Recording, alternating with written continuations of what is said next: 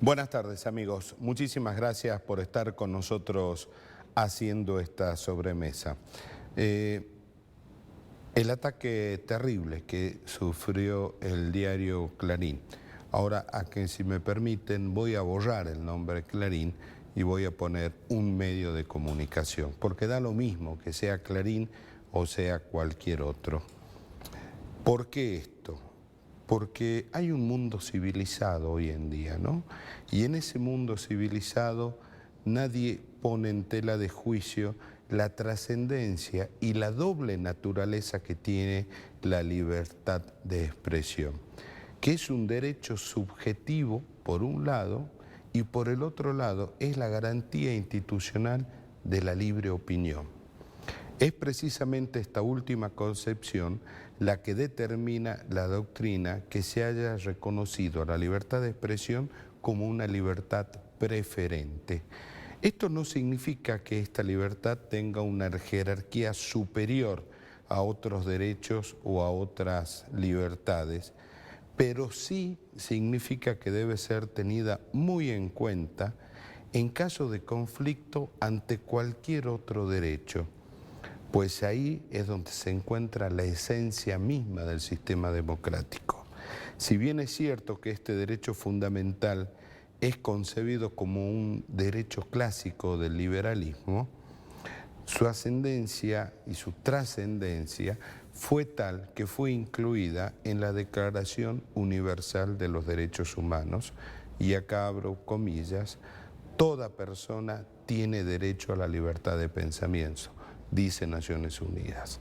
Con esta posición se consagra la libertad de pensamiento, de conciencia, a lo cual la misma Naciones Unidas en su Declaración Universal la considera un derecho inherente a la persona humana. Se trata de formar una opinión libre y desarrollar las propias ideas sin ser perturbado por ello. En estos tiempos de tanta información y tanta mentira por parte de los que ejercen el poder y pretenden, o bien pretenden llegar a él, son justamente estos sectores políticos los que, valiéndose esencialmente de libelos difamatorios, pretenden degradar la reputación de los medios de prensa y de los periodistas. ¿Por qué? Porque les son incómodos. Porque estos son los que desnudan las inconsistencias de las promesas electorales, son los que desnudan las mentiras que se emiten por parte de la política de manera deliberada y premeditada. Son los periodistas y los medios los que sopesan, estudian los resultados, las conclusiones. Sin embargo, la mentira de la política intenta prevalecer para modificar la opinión. Y es acá donde los medios de prensa y los periodistas entran a jugar un rol fundamental. La mentira ha entrado en la fase del consumo masivo, sin duda alguna con la colaboración permanente de las redes sociales. Lo cierto es que circulan las mentiras ampliamente. Ahora en la actualidad hay muchos medios que ¿qué es lo que hacen? Desenmascarar sistemáticamente esas mentiras. Pero fundamentalmente ese rol lo están cumpliendo aquellos medios serios, independientes y profesionales. Los políticos de hoy, los de allá y los de acá, tienen serios conflictos con la libertad, fundamentalmente con la libertad de expresión y con la libertad de prensa. Les molesta la libertad para preguntar, para investigar, para informar, para disentir y criticar a los gobernantes o a los poderosos. El repudiable ataque a Clarín, a este medio de comunicación, no es una causa en sí misma, es una consecuencia, la consecuencia de que la política ha intentado buscar en los medios los responsables de sus fracasos, de sus frustraciones y hasta de sus tropelías. Lamentablemente esta característica no es privativa del kirchnerismo, atraviesa a todos los espacios. Si no, miremos a la Jujuy de Morales, donde la libertad de expresión está cada vez más en duda. Recuerden ustedes un señor que dentro de su propiedad, detrás de un alambre, se paró con un cartel que decía basta de corrupción, queremos agua. Lo metieron preso por entorpecer el tránsito vaya Dios a saber de quién. En Jujuy ya llevamos algunas décadas de prédica gubernamental en contra de la prensa independiente, aunque este violento discurso se ha acentuado en los últimos años. Las malas prácticas de Gerardo Morales se han propagado en funcionarios varios y pretendidos sayones, siempre decomedidos, ¿no? Sí hay que reconocer que la violencia del kirchnerismo es más brutal, la que esperamos en estas tierras no deja de ser menos. El gobierno de Jujuy tiene la convicción que no tiene por qué rendir cuentas ni brindar acceso a la información pública. Si bien no hay leyes escritas de censura, las agresiones e intimidaciones a periodistas son cada vez más recurrentes en esta provincia. Los mensajes de repudio a este atentado, políticamente correcto, de forma, no alcanzan, solo son puestas en escena. El respeto a la libertad de expresión no se declama, se ejerce con hechos, y los hechos que muestra la política son cada vez más degradantes a esta condición absoluta del ser humano, que es la condición de la libertad. Dicho esto, vamos a hablar en el programa de hoy de otro tema que nos interesa a todos. Vialidad nacional, las rutas, la 34, la 9, que está causando preocupación en muchos sectores de la sociedad. 30 segundos y vamos a hablar con Gustavo Roda, que es el delegado de la Dirección Nacional de Vialidad en la provincia.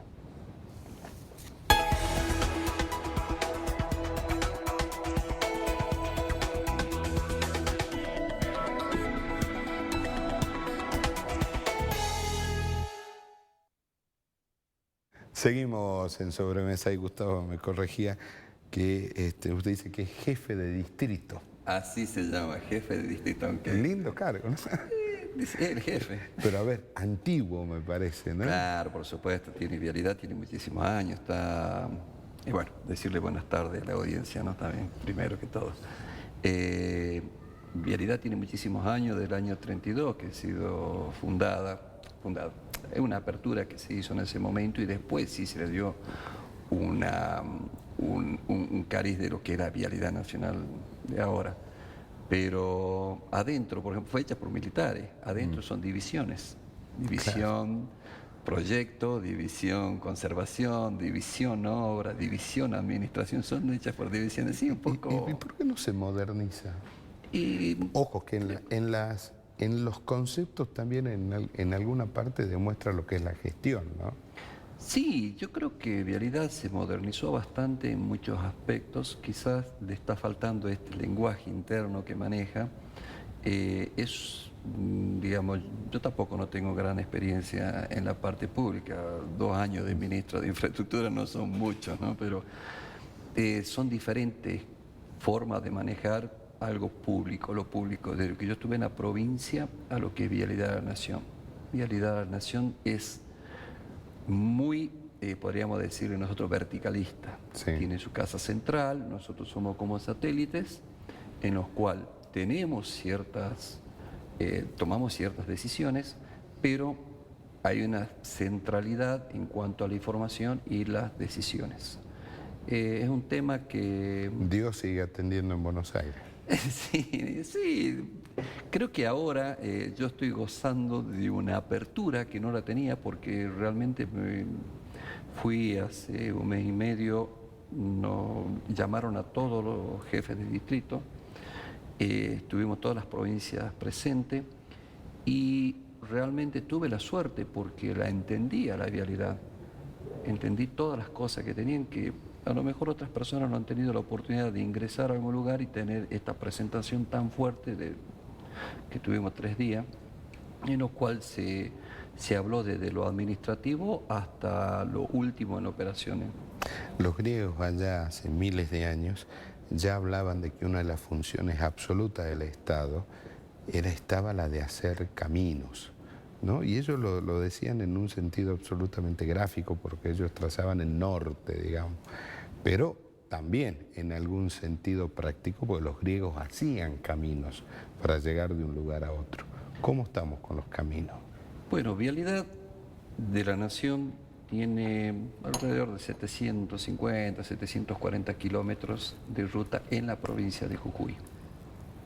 De estos... Es un número, ¿no? Es un número, sí, es importante, tiene con comparación de Tucumán, que tiene 400, Salta hasta un poquito más. Tenemos rutas como la 40, que es toda ripio, en parte tenemos... Esa va desde Susque. Claro, entraría en Susques y termina o inicia, no sé cómo la queramos ver al país, si lo queremos ver como el inicio acá o el final, en lo que es la Quiaca. Están los carteles donde se junta la 9 con la 40. Con la 40. Voy en una avenida, en la Quiaca, la parte de la 40. Esto cruza zonas en las cuales están los carteles indicativos, que es superposición de río, curso del río con ruta, y te da las advertencias. Por supuesto que estas trazas se van a cambiar, porque realmente los nuevos trazados están haciéndose por otros sectores, otros lugares en los cuales se iba a modificar muchísimo. La Ruta 40 se viene haciendo, en el 2015 se alcanzó a licitar algunos trayectos más que no se llevaron a cabo. En Jujuy lamentablemente no nos tocó tener la suerte que tuvieron a lo mejor para el sur, que se venía haciendo hasta Tucumán, parte de Tucumán. Y hoy la 40 es de difícil mantenimiento, sobre todo, claro. Uno dice sí, en la época de lluvia, sí, pero en la otra época corre viento. Y el viento también te hace un daño parecido a la lluvia en las calles de Ripio. No, además es un lugar lejos, inhóspito. Uno empieza a entrar por la 40 y empieza la soledad, ¿no? Sí, sí, los pueblos son dispersos. Vialidad de la Nación tiene un convenio con Vialidad de la provincia. Este convenio es un convenio que tiene ya sus años. Con esto, Vialidad de la provincia mantiene desde Susque hasta La Quiaca la Ruta 40. Es un convenio modular, o sea que se hacen algunos agregados nuevos, alcantarilla, gaviones, y después lo otro es una conservación de la ruta con el ripiado y manejos.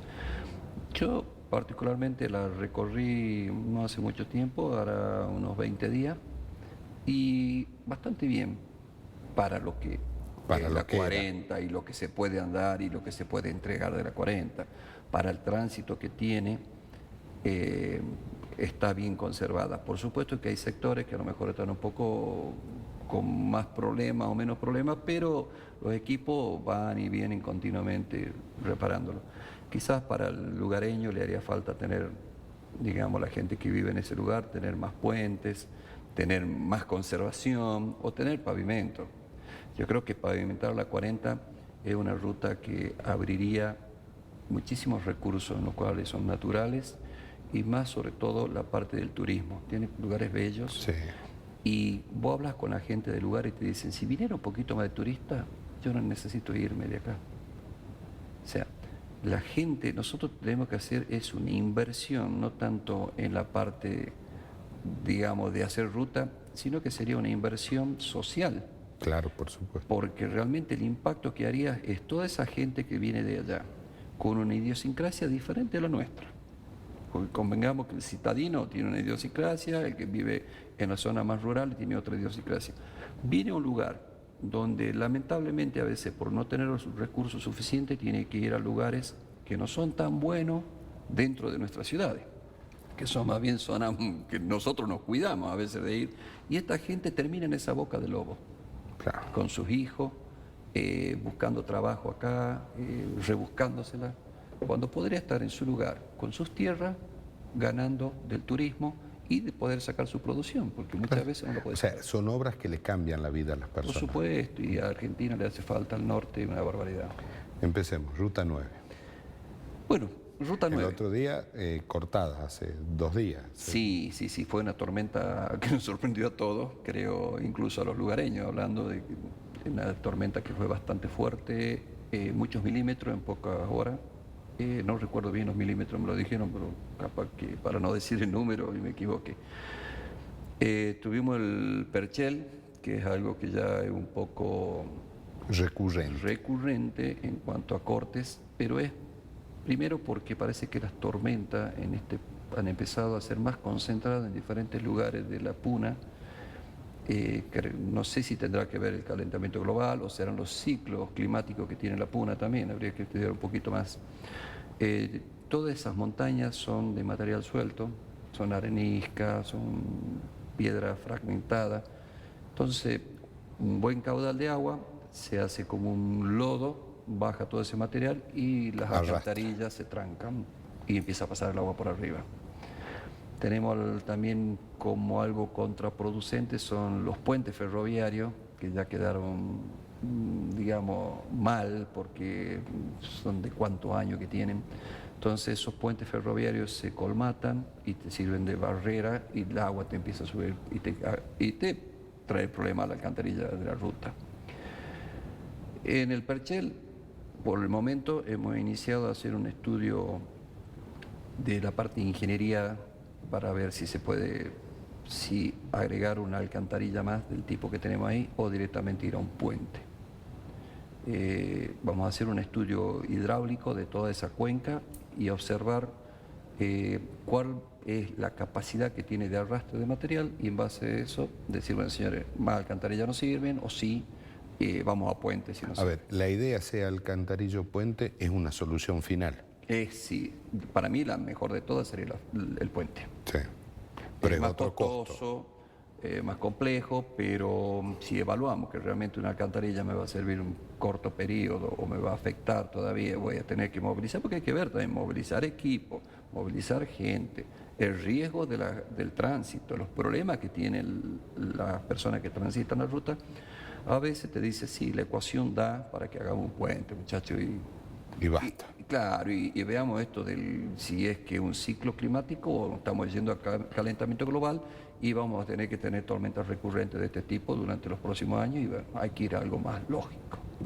Ahora, ¿la quebrada necesita un puente en el Perchel o la solución definitiva serían varios puentes? Bueno, sí. Porque, por ejemplo, a ver, Volcán, hay veces que queda cortado está ese famoso badén, no sé qué es el nombre técnico, pero también ahí viene piedra y viene un montón de cosas y permanentemente hay una máquina trabajando.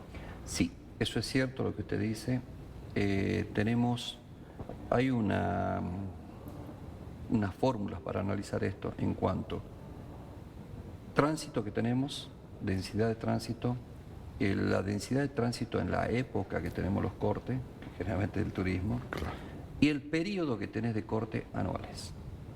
A lo mejor sí, los cortes, hemos tenido el problema y vos sumas todas las horas de lo que ha sido los cortes, te da 72 horas o te da, no sé, 80 horas. Y vos decís, bueno, 80 horas que han sido fraccionadas en 10 horas, 15 horas, 6 horas.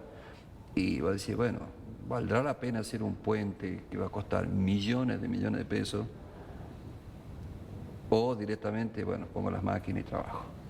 Ahí hay una máquina permanente. Sí, hay máquinas, tanto de vialidad de la nación como vialidad de la provincia que está haciendo las limpiezas aguas arriba y aguas abajo. Pero hay otro elemento más, independientemente de que acumuladas sean 72 horas o lo que fuera, son zonas que permanentemente van creciendo con poblados cada vez más grandes, Tilcara, Humahuaca, cada vez más grandes. O sea, el flujo de personas que suben y que bajan cada vez más permanente. Cuando yo llegué a Jujuy, mayormente era ripio todo, y una ruta estaba compleja, tenía problemas, un montón de cosas la ruta.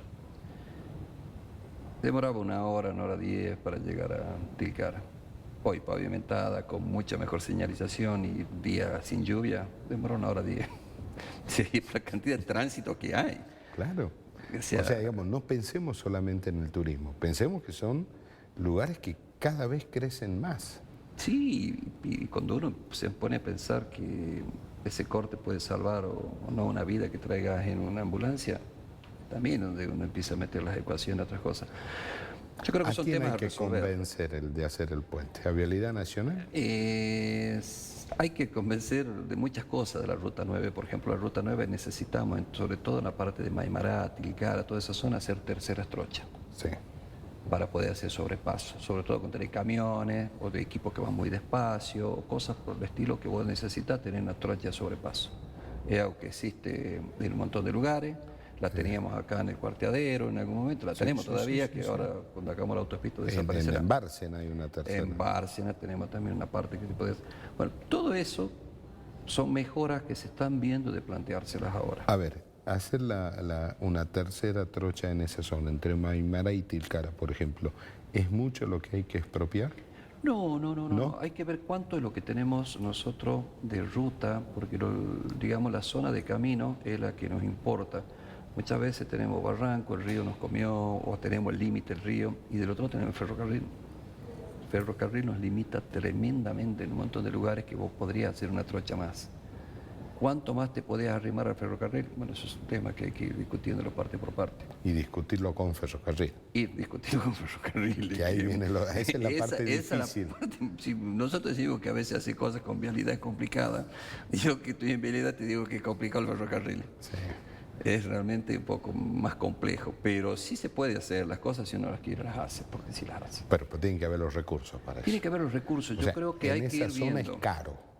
Es caro porque hay que mover bastante montañas, no montaña, pero sí ladera. Hay partes que están acá hacia pique y vos las cortás, tenés que correr por lo menos una trocha más y te lleva un volumen de material. Se puede haciendo por parte, por fracciones, no hace falta que sea algo, que vas a decir toda la ruta, no, hace tramos cortos, 2 o 3 tramos que son más fáciles de hacerlo y habrá lo más difícil para más adelante. Gustavo, nos quedan un par de minutos. 34. Qué tema, ¿no?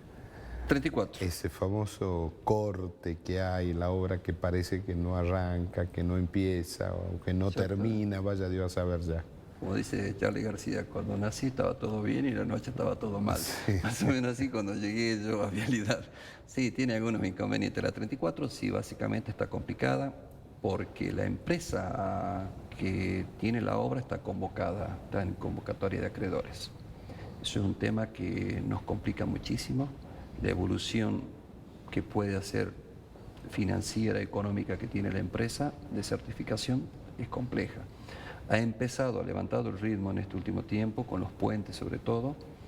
La idea es hacer la prueba del asfalto mañana, se va a hacer una prueba, y a partir de los resultados que den los laboratorios de esa prueba, vamos a asfaltar el desvío, que se iba a hacer hace un mes atrás, asfaltar el desvío. No se hizo porque dio mal la prueba del asfalto, entonces se reformularon. Vos para reformular el asfalto tenés que hacer toda una mezcla nueva, ir al laboratorio, enviarlas a un laboratorio independiente o a laboratorios nacionales y hacer una prueba de agüellamiento, una serie de pruebas que recién después de todo eso y que te dan un certificado de laboratorio, vos podés proceder a hacer. O sea, no hay mucho optimismo en terminar la obra o va a demorar demasiado eso, entonces es preferible pavimentar ese desvío. Vamos a pavimentar el desvío para mejorar la transitabilidad de la gente, porque estamos transitando mal, sobre todo en esa parte. Ya la otra vez se le hizo la base nueva y ahora se quiere hacer el asfalto. Es una obra que está muy compleja de resolver, muy compleja, se está estudiando, trabajando mucho con Casa Central, con el contratista y nosotros como distrito. Pero no hay problema de ingeniería. No, hay problema de financiamiento. es un problema de financiamiento que tiene la empresa, problemas internos de la empresa con respecto a la obra. No es porque no les pague Vialidad está pagando los 30 días, o sea, diferente a lo que se pagaba antes, que eran 270 días, 300 días. Pero después tenemos la 66, que quebraron las empresas, se retiraron las empresas que estaban haciendo el trabajo, abandonaron la obra. Es un problema más grave todavía que la 34. Porque ahora, ¿no se puede hacer eso por administración? No tenemos capacidad como Vialidad. Te había comentado fuera de micrófono, 120 empleados trabajando para todo lo que es vialidad nacional en Jujuy, de la cual recién... O sea, obras menores, limpiar mantenimiento, o sea, el corte de pasto, limpiar los guardarrayos, hacer algunos bacheos. Nosotros hemos hecho bacheos ahora arriba en la 52, yendo a Jujuy, yendo a Jama, perdón. Tenemos poco personal con equipamiento que recién ahora está llegando. En este último año han llegado cargadores, digamos, el gobierno nacional ha empezado a invertir en camionetas, en equipamiento, porque no había. Yo no tenía camioneta tampoco. Claro. Ahora tengo un vehículo, pero lo estoy dejando para que anden los demás también, porque no es que sea el vehículo de cada uno, es de todo. Es de vialidad. Es de vialidad, es de todo, es del país. ¿Qué tiempos hay para que por lo menos este desvío en la 34 esté pavimentado? Entendamos que por ahí entran los camiones a San Pedro, Libertador. La pavimentación es rápida. Es rápida porque todo con equipamiento premezclado. Lo que sí, entre hacer la prueba e ir al laboratorio ahora de nuevo, que ya nos va a llevar menos tiempo, yo calculo que en las próximas 2 semanas tendríamos que estar ya en obra de pavimentar eso, y después ya empezar a terminar algunos puentes. Algunos puentes se le hizo la losa superior, se va ampliando el trabajo, de alguna manera también vamos a terminar toda una sección de terraplene que está faltando antes de llegar al desvío, pero esto que vos te largás ahora por la ruta nueva, bajás de nuevo. Bueno, en esa parte que falta es porque hay un canal de agua que cuando se expropió quedó el canal adentro. Y hoy justamente que me reuní con la gente, los dueños, los propietarios, hay que hacerlo el canal hacia adentro, hay que revestírselo porque hace un canal nuevo, le va a erosionar, le va a comer la finca, entonces una serie de cosas, sus complicaciones también. Gustavo, gracias por haber venido. No, gracias a usted y gracias a la audiencia por escuchar. A ustedes, muchísimas gracias por haber hecho esta sobremesa con nosotros. Dios mediante, a las 2 de la tarde nos juntamos mañana acá para hacer otro programa. Quédese que ya viene Palpala hoy. Chao.